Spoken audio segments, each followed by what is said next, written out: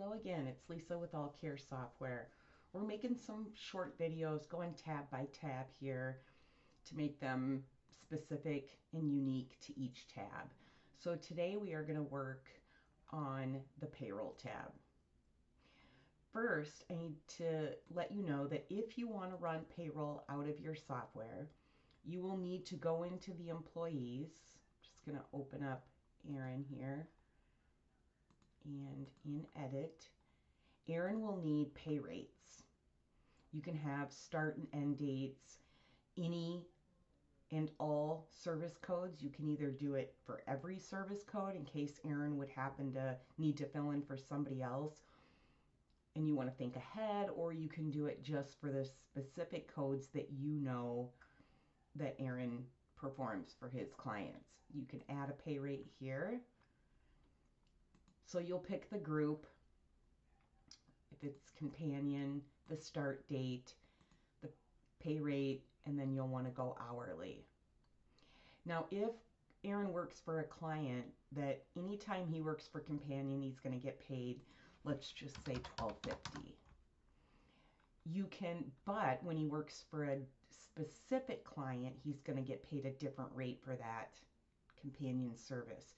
You can put that, a start date and end date in that specific client. That way the software will know any time Aaron works for companion, he gets paid $12.50, but when he works for this specific client, he gets paid $13. And then you would save that. So that needs to be done prior to running payroll, okay? But now we're going to go just to the payroll tab. So anything in here in this unpaid would be anything that you have not marked as paid. You have two options. You can either, when you mark it as paid, and I'm going to show you, you can either pick the period end date.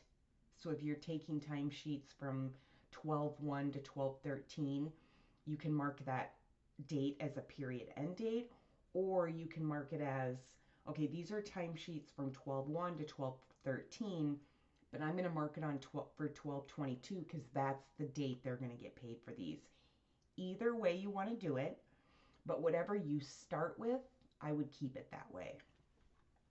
So again, anything in here is going to be timesheets, whether they be manual EDV visits or paper timesheets added that you have not yet paid for. So really you could put this to and from date back, from January 1st, 2024 if you wanted to, because again, it's not going to show anything that has already been marked paid. So just the items in here are going to be the ones you haven't paid for. But I'm going to filter my dates smaller just to kind of give you a reference here. So let's just say that this is the time period and I'm going to click apply. So everything in here is from my time period 12/1 to 12/13. You can see, for example, this client, this employee, there's no pay rate in there. So you're not going to be able to run payroll for this employee because it's missing a pay rate. And all these visits have been approved. So if your agency only does payroll off visits approved, you can say approved. You can look at not approved, all, however your agency does that. So if all of these were ready, they all had pay rates in there, you can see some more pay rates are missing here. But if they were all ready, then ultimately what you would do is grab all of them and stamp it with a pay date. I'm only going to do a few here just so that we can keep some in here. We use it for training. So I'm going to click just a few of these and I'm going to click paid. Now me personally, I'm going to do it at my period end date, which you remember I put 12/1 to 12/13. So I'm going to let the software know this is everything period end date of 12/13/2024 and I update. Then those move out of here. So then when you want to run your payroll, we programmed for Paycheck, ADP, Pay Velocity, and iSolve, they required some specific information on their Excels. So we programmed for that. Anybody else, you can use the payroll Excel.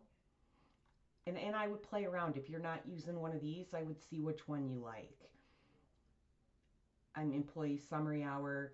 You can do it by client summary hour, but if you're running payroll, employee summary hour, or try this payroll Excel report, or here's a payroll report. So I'm going to do the payroll Excel.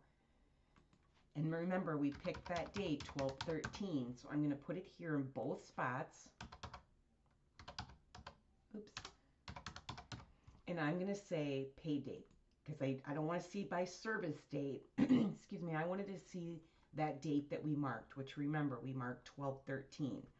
And then I'm going to download. And depending on how big your agency is, this obviously may take a few minutes to capture all that. But we had one client, or excuse me, employee on that report, and the hours were 12 hours. So if that report, if you would like something different, you can do payroll report. Again, remember we put 12/13, so I'm going to put that in both spots. And I want it by pay date, and I'm going to download that. So play around with these and see which one that you like. And then this is a more detailed report. So the hours are 12 hours, $216, and then it kind of breaks it down for that client so that you can see. If there were multiple clients, you would see that as well. So again, if you're not using Paycheck, ADP, Pay Velocity, or iSolve, then I would kind of check which one of these reports that you can run that better fits your agency.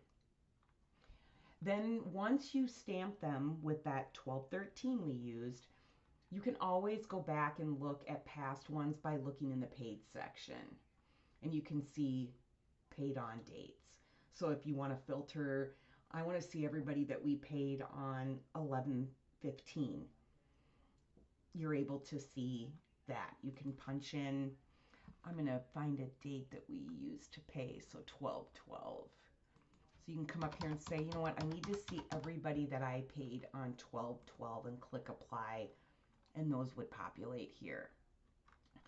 So again, once you come in here, they're all in the unpaid, but you will mark them with either your period end date or a date that they're going to get paid for those.